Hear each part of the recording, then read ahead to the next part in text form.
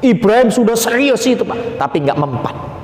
Nah, ketika proses itulah Ibrahim serius, maka wanadainahu ayya Ibrahim, ada suara, Ibrahim, Ibrahim, qad saddaqtar ru'ya inna kadzalika najzil muhsinin. Benar, kamu membenarkan mimpimu itu adalah datang dariku. Malaikat Jibril datang membawa kibas sambil mengucapkan Allahu Akbar, Allahu Akbar, Allahu Akbar. Nabi Ibrahim bangun Pak, habis begini, la ilaha illallah wallahu akbar. Nabi Ismail duduk Pak.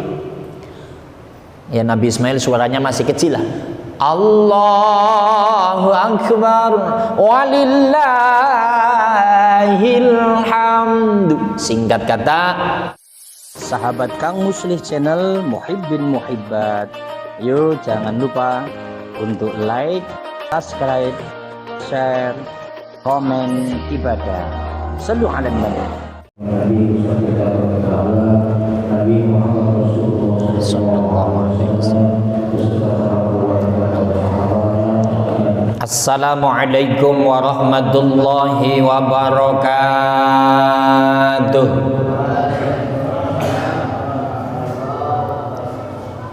Bismillahirrahmanirrahim. Qail fi kitabihil karim. A'udzu billahi samii'il 'aliim minasy syaithaanir rajiim.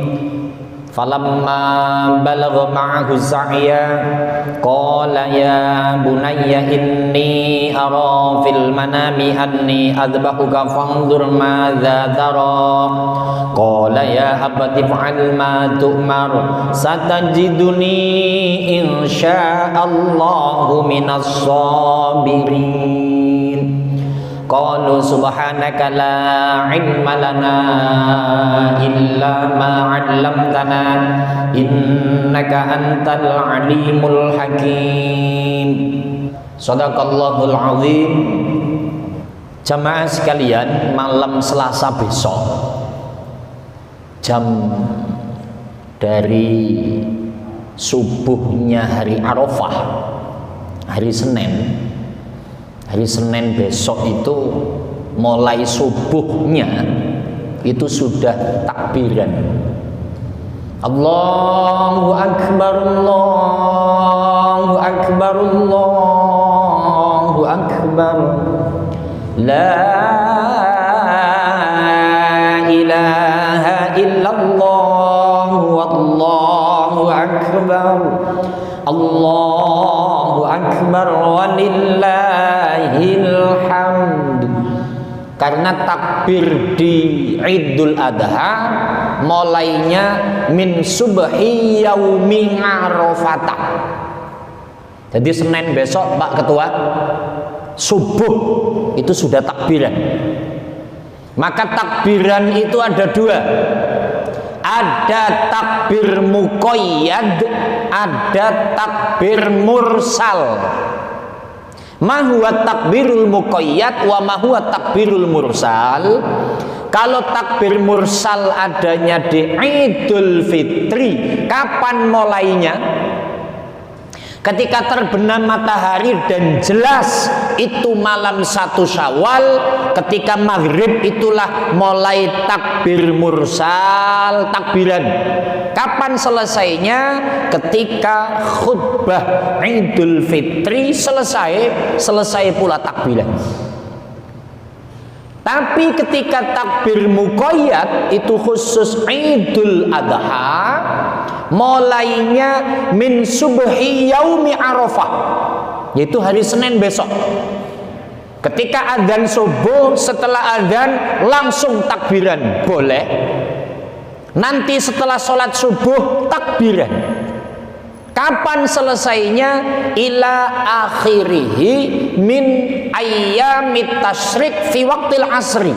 Akhirnya sampai asarnya hari tasyrik. Yang terakhir. Kalau hari Selasa nanti Idul Adha, maka tanggal 10, maka hari Rabunya hari tasyrik pertama, hari Kamis tasyrik kedua, hari ketiga adalah Jumat. Maka hari Jumat besok-besoknya itu kalau setelah asar maka selesai pula takbiran. Maka nanti takbir muqayyad siapapun imamnya, mulai hari Senin setelah sholat langsung takbir. Assalamualaikum warahmatullahi, assalamualaikum warahmatullahi, Allahu akbar, Allahu akbar, Allahu akbar. Biasa, jumlahnya bebas. Terus duhur, asar, maghrib, isya, subuh. Terus dari Senin, Selasa, Rabu, Kamis, Jumat itu takbir. Itu namanya takbir muqayyad. Apakah hanya di dalam sholat 5 waktu? Tidak. Tapi mim ba'dis sholatil maktubah wal masnunat, dan juga disunahkan setelah sholat sunat takbiran.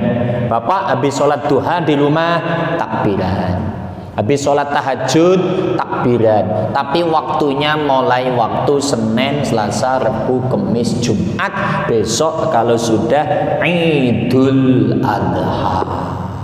Bisa dipahami ya Pak ya? Jadi nanti kalau imamnya lupa diingetin, Pak takbir, nah, gitu. Jangan ngingetin kayak teman saya ini, weh takbir weh, lupa aja sih lo. Nah, itu nggak boleh begitu, dan ngingetin orang. Allahumma sholli ala Muhammad. Selanjutnya kita akan membaca satu riwayat, karena ini harus saya baca dan kita baca berulang-ulang kalau sudah masuk Idul Adha. Lagi kila sababu dzabhi Ibrahima Ismaila alaihi wassalam. Ada satu pendapat sebab musabab kenapa Nabi Ibrahim disuruh motong leher anaknya sendiri, Nabi Ismail alaihissalam. Annahu, Nabi Ibrahim itu Pak orang yang kaya raya. Saking kayanya Pak Nabi Ibrahim itu Pak,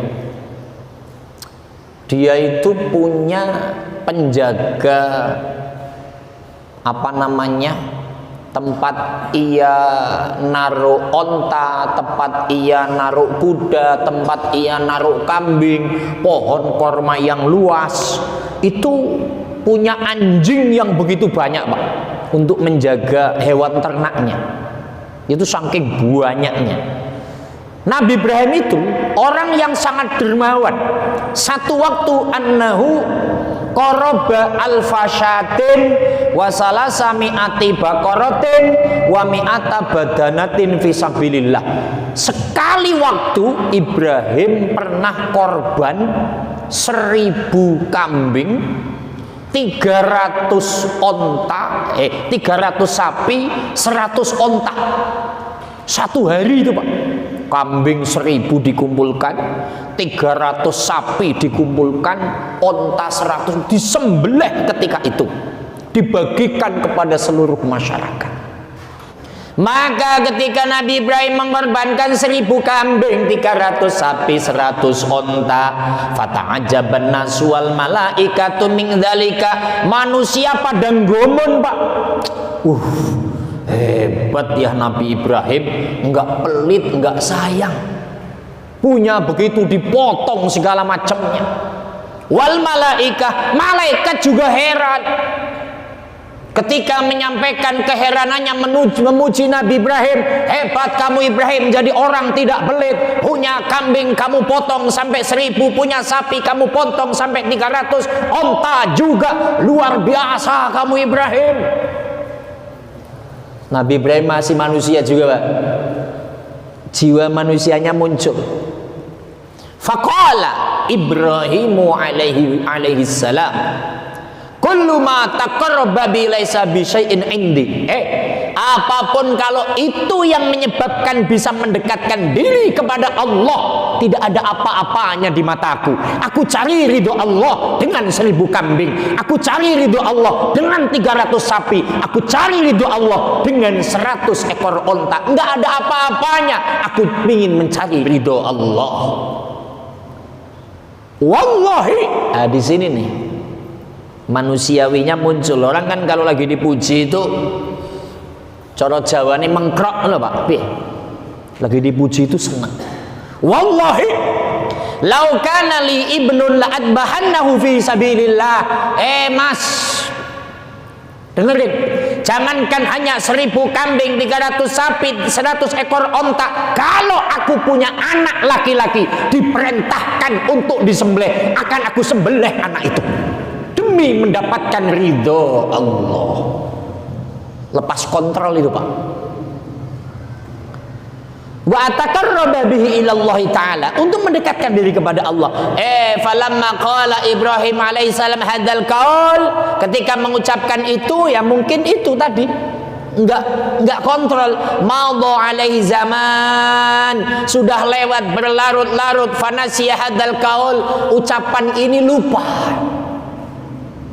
Maka ketika tadi saya sampaikan Nabi Ibrahim berangkat ke Makkah Al-Mukarramah, yang di sana belum ada satupun manusia, karena konon katanya ketika Nabi Ibrahim sampai sana membawa 2 ekor onta yang satu untuk Siti Hajar dan putranya untuk satu Nabi Ibrahim alaihissalam, sampai lembah yang paling dalam, orang yang semuanya takut karena diarahkan oleh Allah lewat malaikat Jibril alaihissalam. Ketika baru sampai Pak, ontanya ditaruh tandus, nggak ada air, nggak ada pepohonan. Ketika baru sampai, tiba-tiba Nabi Ibrahim dapat wahyu agar suruh balik lagi ke Palestina. Siti Hajar ngelihat suaminya baru sampai, langsung pergi lagi. Kalau bahasa kita ya, Mas, mau kemana Mas? Gitu. Ini aku sendiri di sini Mas, gong lewang-lewong orang wong Mas, nggak ada orang satupun Mas. Lembah kagak ada air, lembah kagak ada pohon. Kalau malam dingin, kalau siang panas. Mas, kamu mau kemana kok ninggalkan aku Mas? Nabi Ibrahim nggak noleh, terus jalan. Mas, ini gimana kok kamu tinggalkan aku sendiri dengan putramu yang masih 2 bulan? Ini bagaimana Mas? Yang ketiga, Mas, apa jawabannya? Allah yang memerintahkan aku. Ketika sudah ngomong Allah yang memerintahkan aku, maka Siti Hajar cicik. Oh, ya sudah. Berbulan-bulan sendirian tanpa ada temannya, perjuangan yang sangat luar biasa. Tapi saya nggak akan cerita yang itu, karena kita akan lari kepada pemotongan Nabi Ismail alaihissalam. Singkat kata, Nabi Ibrahim sudah ke situ lagi.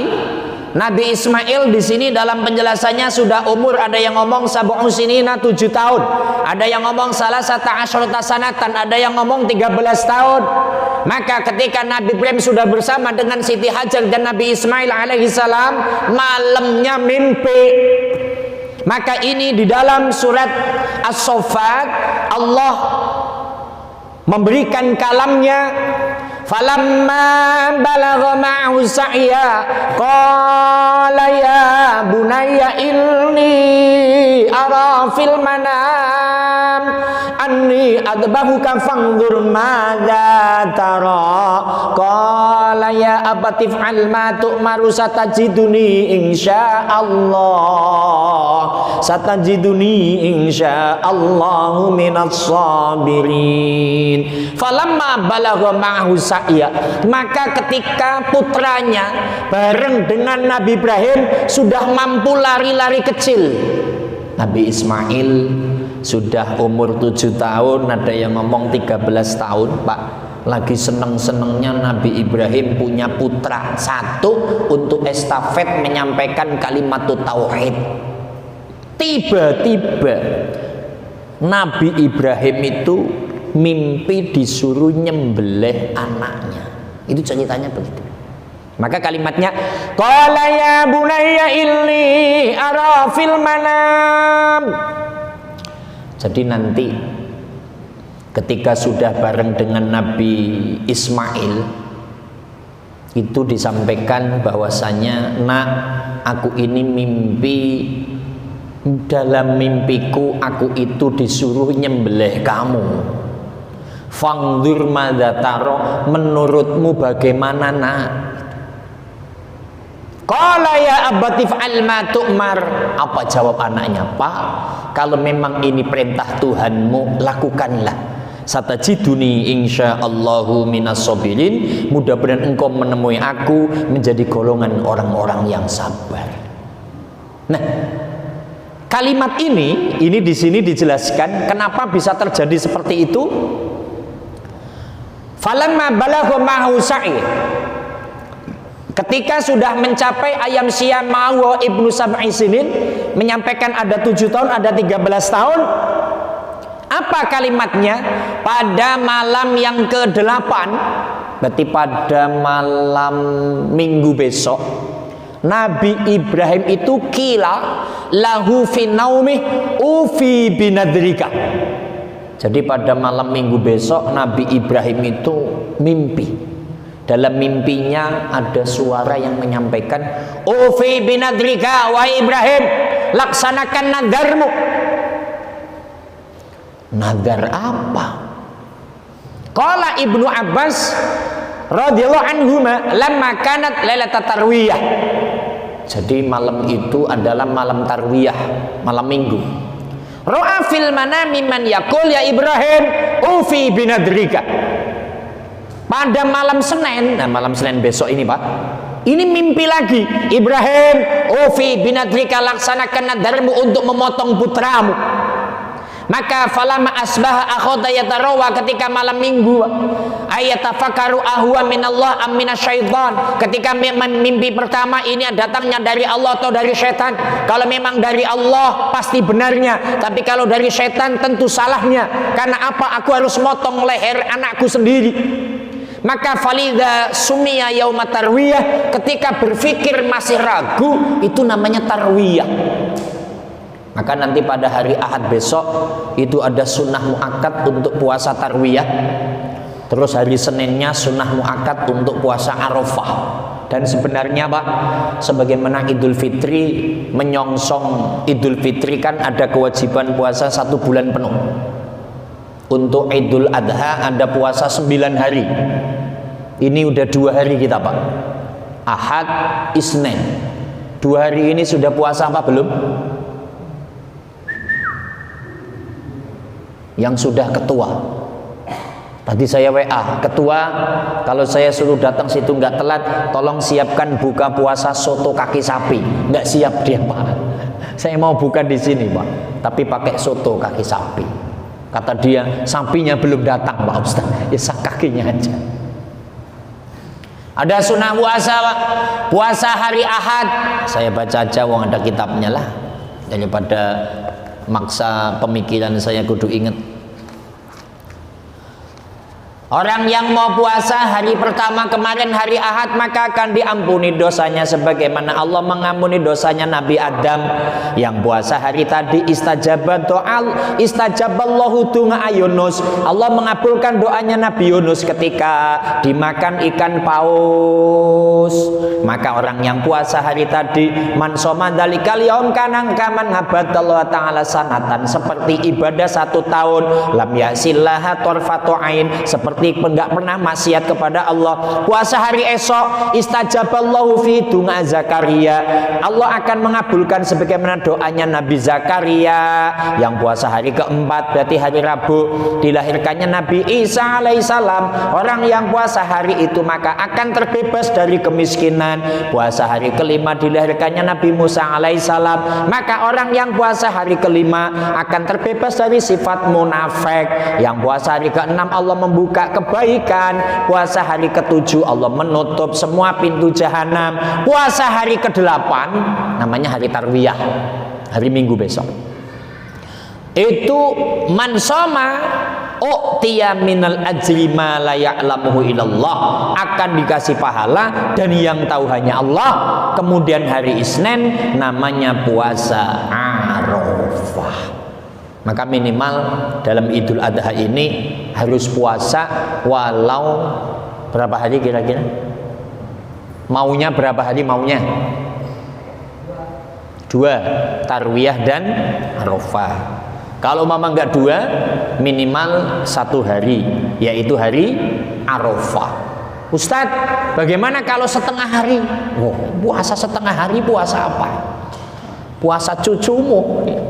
Enggak boleh. Itu ada fadilah puasa. Tapi kita lagi enggak buka bab itu. Kita kembali. Ketika hari Minggu, Nabi Ibrahim mimpi malam Minggu tuh Pak, malam tarwiyah. Ini dari Allah apa dari setan? Malam Senin besok mimpi lagi Nabi Ibrahim. Falama amsiya ra'asaniyan fil manam, ketika mimpi malam selanjutnya falama asba arrafa annahu minallah. Oh, mimpinya sama. Fi binadrika, laksanakan nadarmu Ibrahim untuk menyembelih putramu. Oh, saya yakin Arafah ngerti ini dari Allah. Nggak mungkin seorang nabi mimpi berulang-ulang. Malam ketiganya Pak, malam Selasa mimpi lagi, tambah yakin ini perintah dari Allah Subhanahu wa ta'ala. Singkat kata, ketika siangnya nih, pagi-pagi di sini falamma arada ayadhaba bi Ismaila alaihissalam ilan nahri, ketika pagi-pagi subuh hari Selasa, Nabi Ibrahim hendak akan berangkat untuk memotong leher Ismail. Maka Nabi Ibrahim menyampaikan kepada istrinya, qala Ibrahim alaihissalam li Hajar wa hiya ummu Ismail alaihissalam, istriku Siti Hajar, albisi waladaka Ismail ahsana siap. Ini pagi Ismail tolong dimandikan, pakai wangi-wangi, pakai pakaian yang bagus. Fa inni dzahibun bihi ila diyafah, aku mau bertamu. Kalau bahasa kita, aku mau kondangan, rambutnya yang rapi. Tapi fahamila Ibrahim alaihissalam hablan wasikinan, tapi Nabi Ibrahim mau kondangan bawa golok Pak, yang tajam itu.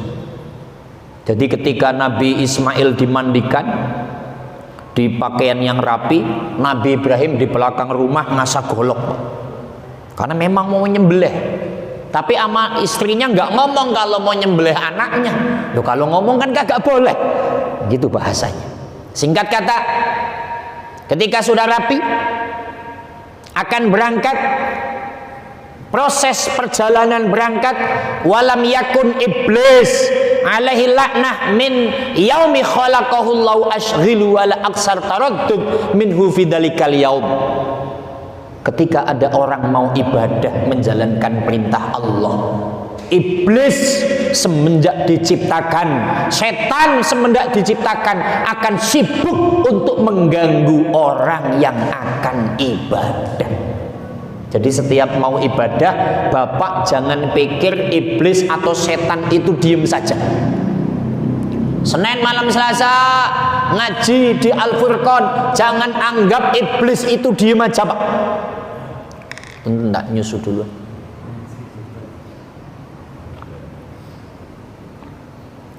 Masa Dedi ngomong Pak, masih ngaji kok minum susu itu iblis katanya. Ngawur loh. Minum susu iblis. Temannya Herman kurang ajar, ngaji kok minum susu iblis katanya. Kacau. Nanti soto kaki sapi aja. Allahumma sholli ala Muhammad.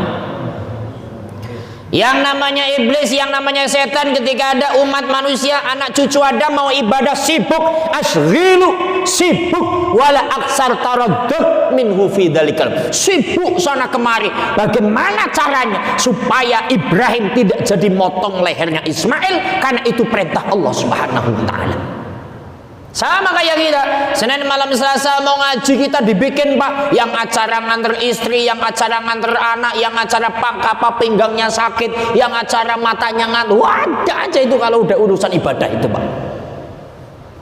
Nah, di sini fakana Ismail alaihissalam ya'du amama abi. Jadi Ismail kan biasa kalau kita jalan sama anak kita kan lari-lari di depannya. Karena kita bapaknya, lari-lari seneng mau diajak kondangan. Padahal mau disembelih itu anak itu. Lari-lari ya. Faja'a iblis. Maka iblis nemui Nabi Ibrahim. Li abihi ala tarai di dala qamati wa asuna sulati wa litafati silati. Ibrahim, lo bagaimana sih? Itu bahasa kita lah. Katanya kamu dulu nggak punya anak, minta sama Allah supaya punya anak, punya keturunan untuk estafet memperjuangkan, menyampaikan kalimat tauhid. Sekarang sudah punya anak, lagi seneng-senengnya. Lihat tuh, kakinya bagus, larinya lincah, wajahnya ganteng. Lah kok mau disembelih? Karepmu ki opo? Gitulah bahasanya, Pak. Apa maumu Ibrahim? Gagah dia, ganteng dia, bagus dia.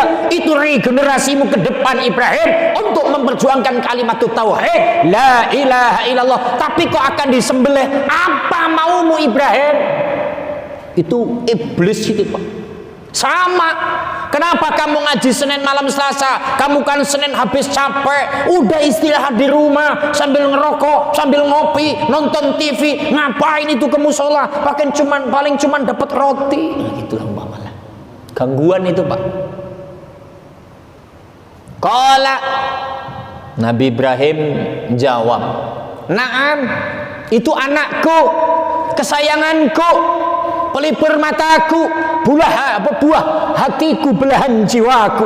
Harapanku ada pada anakku. Siapa yang gak sayang sama anak? Naam, dia hebat, dia ganteng, dia ceria. Kemana-mana mataku selalu ingat dengan anakku. Betul iblis.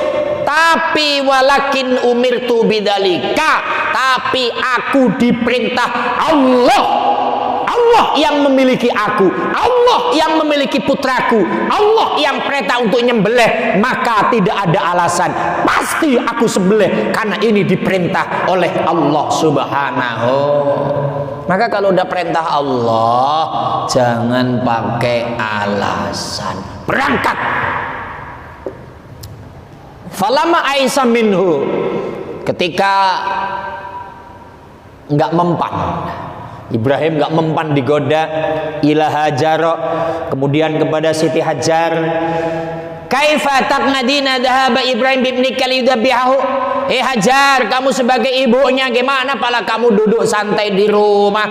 Emang kamu kagak ngerti itu bapaknya itu loh, suamimu Ibrahim berangkat dengan putranya kan akan menyembelihnya, malah kamu santai. Qalat, kata Hajar, la tukadzib alayya hal ra'aita abban yadbah ibnah. Lo jangan bohong sama gua, gitulah bahasanya. Kamu jangan bohong sama saya. Mana mungkin ada bapak mau nyembelih anak? Ada, karena menurut Ibrahim itu adalah perintah dari Allah. Allah itu nggak pernah memerintahkan yang batil. Pasti semuanya akan benar di hadapan Allah. Gagal juga menggoda Hajar. Kemudian mendekati Nabi Ismail alaihissalam. Ismail gitu. Sini saya bilangin, innaka tafrah wa tal'ab wa ma'abik hamlun swasikin yuridu dabhak. Sini. Kamu lari-lari, seneng ke sana kemari, ketawa-ketawa, seneng ya? Iya, aku seneng jalan dengan bapakku. Lihat, bapakmu bawa apa itu? Bawa golok itu. Goloknya gede panjang, itu untuk nyembelihmu itu. Faqala, la tukadzib, kamu jangan bohong alayya kepadaku. Lima yudabbihuni abi, untuk apa bapakku nyembelih aku? Qala yaz'amu annahu amr rabb, bapakmu menyangka kalau itu adalah perintah Tuhannya. Qala sami'na wa ata'na amr rabbi, kalau begitu ya biarkan taat kepada Allah, biarkan taat kepada Tuhannya. Falamma arada iblis ayulkiya kalaman, ketika mau ngomong lagi, namanya anak kecil lama-lama berisik, Pak, ngambil batu, Pak. Ketika iblis mau ngomong lagi, maka iblisnya dilempar pakai batu, kena matanya sebelah kanan, Pak, bocor, Pak. Langsung iblisnya lari, mesuk-mesuk, kampret, cebong, monyet, apa segala macam lah. Kurang ajar ini anak, dibilangin malah mataku dilempar. Itu yang menjadi sebab kalau ibadah haji ada romyul jimar atau romyul jumar atau balang jumroh, hakikatnya ngelempar setan. Coba Det, kamu di situ, saya lempar buat ngetes. Lempar setan. Udah, singkat kata Pak, jalan sampai pada lokasi penyembelihan. Alhamdulillah karena saya sudah ke Mekah Pak. Jadi saya dikasih lihat tempat Nabi Ibrahim motong Nabi Ismail. Itu bukan di tempat datar Pak. Naik bukit tinggi loh itu bukitnya Pak. Susah naiknya itu. Pak Herman udah ke sana belum? Belum. Oh alah, sama dong. Sama kayak Pak Mansur, sama. Itu susah Pak, naiknya itu susah. Di sanalah Nabi Ibrahim, singkat kata, falamma aslama wa tallahu lil jabin. Jadi ketika sudah digeletakkan, sebelumnya kan ngobrol kayak tadi. Qala ya abati, qala ya bunayya inni ara fil manam. Nak duduk nak sini nak bentar nak. Gini loh nak, setelah sampai lokasi Bapak tuh mimpi nak 3 malam suruh nyembelihmu, ini gimana menurutmu nak? Ya kalau memang perintah Allah lakukan saja Pak. Oh ya udah, langsung Pak. Falama aslama watallahu lil jabin, nyiapin batu, Ismail digeletakkan. Ini kalau kitabnya panjang banget Pak, waktunya udah mau habis. Digeletakin, kepala disiapkan, Nabi Ibrahim mencabut pedangnya Pak. Gitu Pak. Saya juga tukang jagal sapi Pak, sama kalau untuk korban itu merasakan itulah. Oke, ketika sudah mulai wawaddo'a as-sikinu ala halqi waladi. Ketika goloknya sudah ditempelkan di lehernya Nabi Ismail, fa'alajahu bisyiddatin wa quwwah falam yaqdir ala qat'ih. Ketika sudah diengek-engekkan, bahasa Indonesianya apa bos? Cik, Pak Mansur, fa'ala, setelah digorokkan terus Pak, mana ini kitabnya, bisyiddatin wa quwwah, dengan kekuatan yang mentok Ibrahim itu, falam yaqdir ala qat'ih, ini golok nggak mempan Pak. Padahal dulu belum ada orang Banten Pak yang anti bacok itu Pak, dulu nggak mempan. Waqad kasafallahu al-ghita an iunil malaikatis samawat. Disitulah Allah membuka matanya para malaikat. Malaikat, tempoku dia, gitulah bahasanya.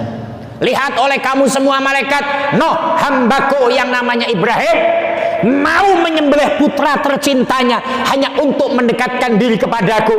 Dulu ketika aku ngomong kepadamu, wa idz qala rabbuka inni ja'ilun fil ardi khalifah, ketika aku ngomong wahai malaikat aku akan menciptakan khalifah di muka bumi ini, apa kata-katamu? Ataj'alu fiha wa yusfiku dima. Kata-katamu di sini adalah qala ataj'alu fiha ma yufsidu fiha wa yusfiku dima. Ya Allah, untuk apa kamu ciptakan makhluk yang nanti akan bikin kerusakan di muka bumi, yang akan menumpahkan darah, katanya hanya akan bikin rusak. Lihat, ada manusia yang baik ikut kepada perintahku, mau memotong leher anaknya. Itu malaikat pada heran Pak, Masya Allah, ada bapak rela memotong leher anaknya. Ini jangan dipraktekkan sekarang, ini nggak boleh ini. Kalau sekarang di penjara ini Pak urusannya. Singkat kata Pak, Nabi Ibrahim itu kewalahan. Akhirnya ini golok Pak tidak disabetkan ke leher, disabetkan ke batu Pak di sebelahnya. Batu disabet itu langsung pecah, belah jadi 2, tapi leher nggak mempan. Di sini ada dialog, bapak jangan melihat kasihan sama aku, bapak pura-pura sih Pak, gitulah bahasa di sini Pak. Yang serius Pak, yang serius. Bahkan ada riwayat Pak, saking ikhlasnya Nabi Ismail, tolong bajuku dicopot Pak, nanti bajuku berikan kepada ibu supaya nggak ada percikan darahku Pak. Ayo Pak, serius Pak, ini demi mencari ridho Allah. Satajiduni insyaallah minas sabirin. Ayo Pak. Ibrahim sudah serius itu Pak, tapi nggak mempan. Nah, ketika proses itulah Ibrahim serius, maka wanadainahu ayya Ibrahim. Ada suara, Ibrahim, Ibrahim, qad saddaqtar ru'ya inna kadzalika najzil muhsinin. Benar, kamu membenarkan mimpimu itu adalah datang dariku. Inna hadzal lahuwal bala'ul mubin. Ini sungguh ujian yang sangat berat bagimu Ibrahim. Ada seorang ayah rela untuk memotong putranya. Ini ujian yang sangat berat. Oleh karenanya wafadainahu bidzibhin azim. Ini kata Allah, aku ganti dengan kibas yang besar, dengan kambing yang besar. Kambing ini dulu yang dikorbankan oleh Habil ketika berantem antara Qabil dan Habil memperebutkan wanita cantik. Yang diterima adalah korbannya Habil ketika korban kibas, adapun Qabil hanya mengorbankan buah-buahan. Singkat kata, datanglah Nabi Ibrahim wa huwa al-gibas, datanglah malaikat Jibril wa huwa al-gibas minal jannah alladzi qaraba Habil wa qabila minhu. Malaikat Jibril datang. Ketika malaikat Jibril datang sambil menenteng gibas, melihat yu'aliju bisikin, Nabi Ismail lagi serius begini, Pak. Kok nggak mempan-mempan ini bagaimana? Itulah bahasanya.